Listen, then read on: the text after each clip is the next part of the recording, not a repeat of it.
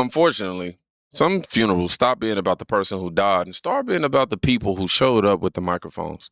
I want you to watch what happens when the cameras turn on. I went back and grabbed it again. I said, come on, come on. You got to see it. I'm not kidding. She stumbled in. She cut the light on. Roaches was gone. So I'm now in the little hallway trying to figure this out. And I figured it out, that when you cut the light on,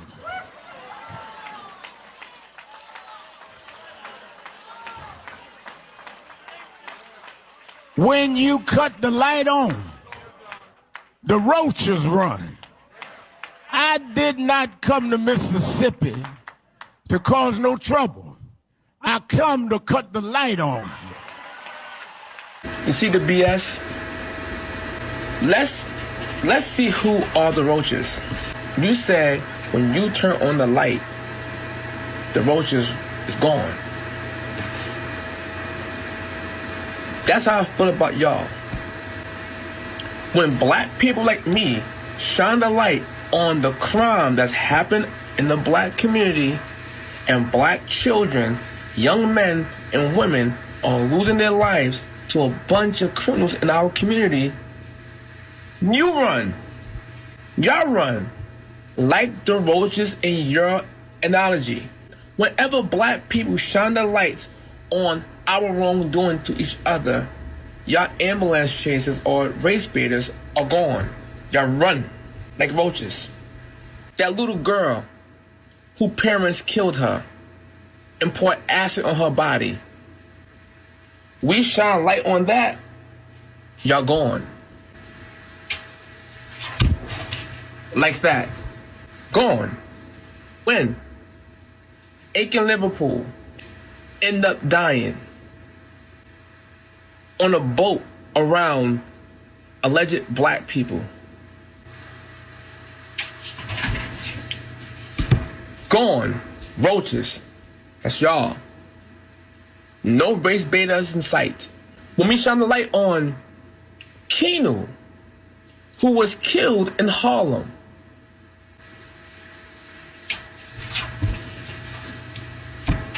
gone. Nowhere to be found. You know why? Because y'all only care when a black person's life is taken and it's a possible white suspect or assailant. Or what about the black youth getting shot in the subway? Or the black man getting shot on a New York City bus, dead. Gone. Roaches. Did I get the picture? Now tell me, who are the real roaches?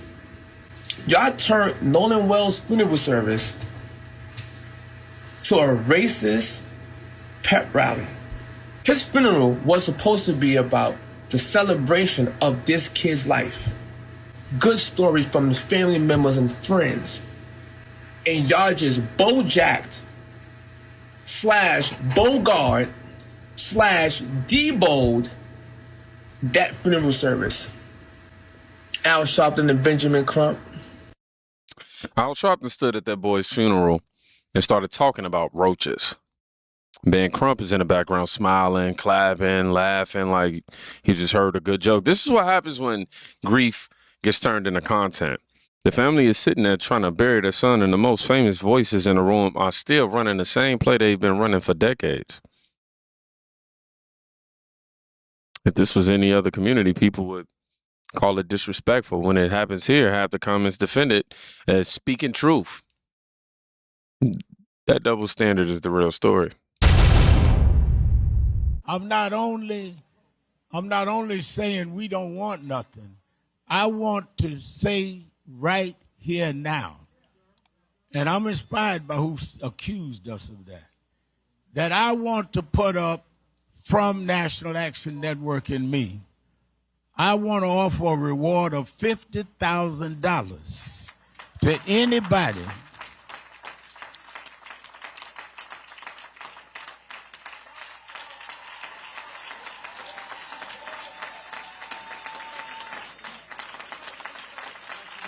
I want to put a reward up for $50,000 for anybody that will give the information that will lead to an arrest and a conviction in the case of what happened.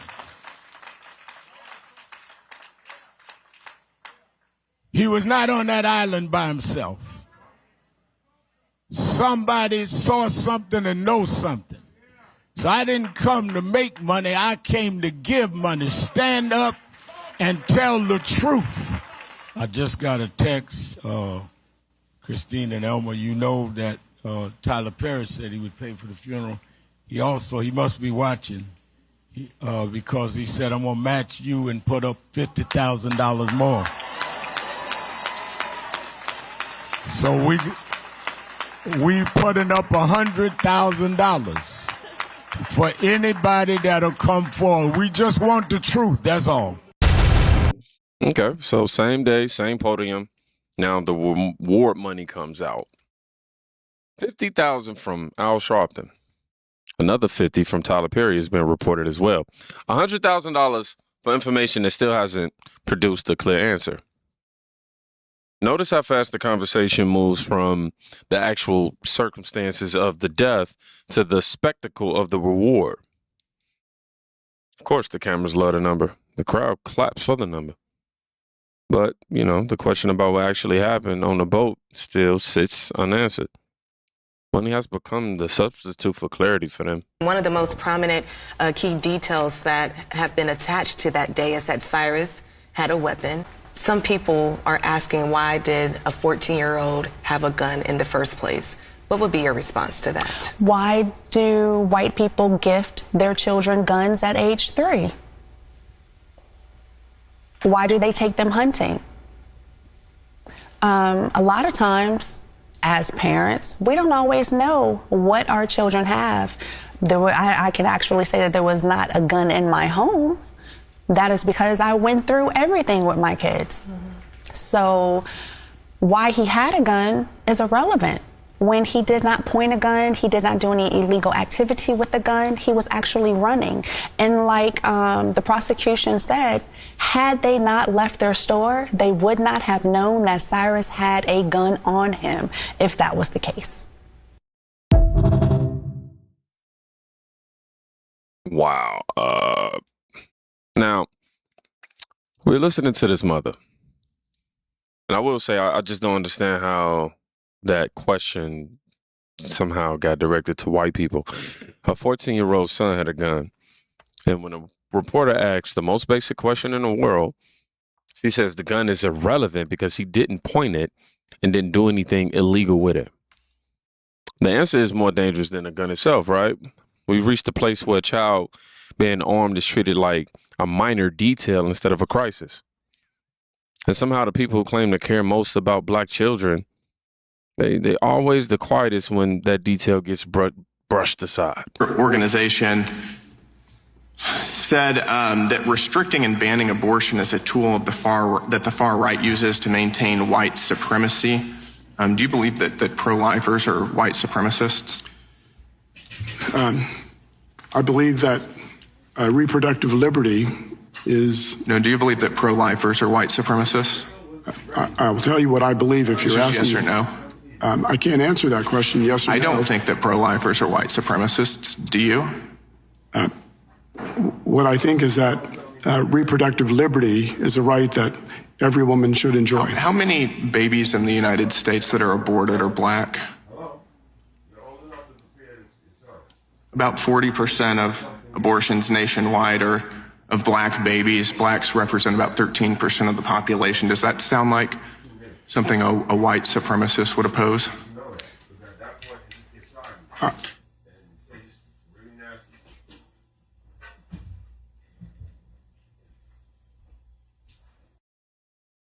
Now,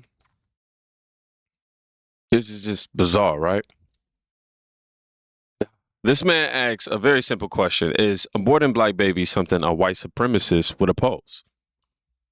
Then he had to answer it himself. I'm telling y'all, the same voices that scream about systemic harm go silent when the numbers show that the highest body count in our communities is happening in clinics and not by police. You cannot claim to fight for Black life on Monday and then treat the destruction of Black life in the womb like healthcare on Tuesday. I'm telling y'all, that contradiction doesn't disappear just because the language got softer. I seriously believe that it's perfectly fine for you to be a Democrat and you to push for the values on the Democratic side. Yes. And for me to be a Republican and to push for values on the Republican side. Okay. I think that that's perfectly fine. I think that society has said that no, all Black people have to be Democratic. I believe that we're the only race that gives 90% of our vote to one party. Which is sheer stupidity. It is. 90% of the vote goes to one party for generations. It's not loyalty. It's a habit that stopped being examined a long time ago, right? This man is not saying abandon your values. He's saying stop letting other people decide what your values are allowed to be. When an entire community is told that one direction is the only moral option, the people given that instruction are not trying to free you. If anything, they're just trying to keep the outcome predictable. So apparently the DSA is mad at Black voters because they continue to vote for the establishment Democrats and the moderate Democrats because they think that the Democrats, they think Black people are stupid. These DSA candidates think that Black people are stupid. They thought they were just going to get Black people's vote. But Black people ain't as stupid as y'all make them seem.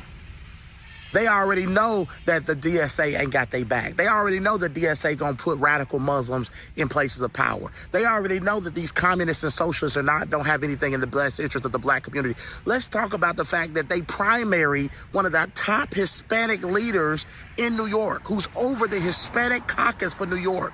That the DSA is actually coming for Hakeem Jeffries, who is one of the most prominent Black Democrats in the country.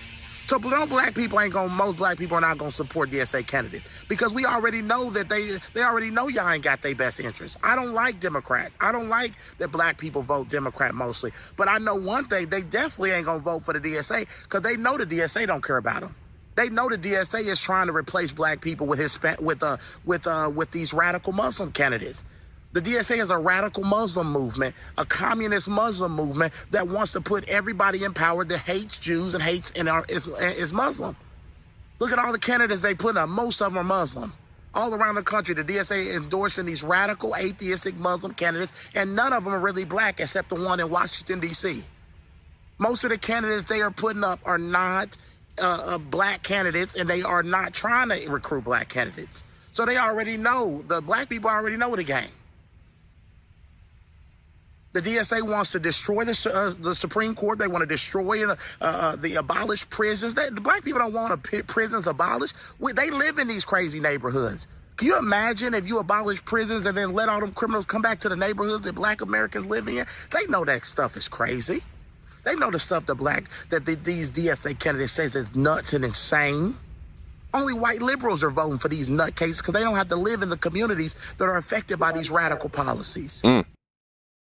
Now, even while parts of the left are publicly melting down and fighting each other, the expectation remains that Black voters will stay exactly where we've always been, right? The expectation is the insult to me, though.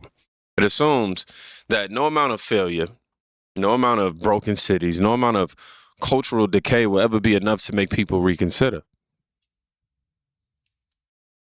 I think the most disrespectful thing you can do to a group of people is act like their vote is already counted before they even get an opportunity to think. So, what we just watched, it is not random, all right? It's a system that has learned how to turn pain into performance and that into power, performance into power. The funeral becomes a stage, and the stage becomes a fundraising opportunity. The fundraising opportunity becomes another reason to never ask harder questions. And the people who benefit most from that cycle are never the ones sitting in the front row, wiping tears. Just saying. We're here, it looks different. It looks like telling the truth when the truth is ugly. You know, it looks like refusing to let a child's death become someone else's content. It looks like admitting that some of the loudest voices claiming to protect us have been feeding off the same problem for 30 years. You don't fix that by clapping louder. You fix it by refusing to play along. So, if you made it to the end of this video, I want you to write the word refuse in the comments. They dress up the wound of my people as though it were not serious. Peace, peace, they say, when there is no peace. Jeremiah 6:14. Y'all be safe. Please go check on somebody today. You can quite literally be, I think I'm burning my food. Y'all be safe. Go check on somebody today. You can quite literally be saving their life. Peace.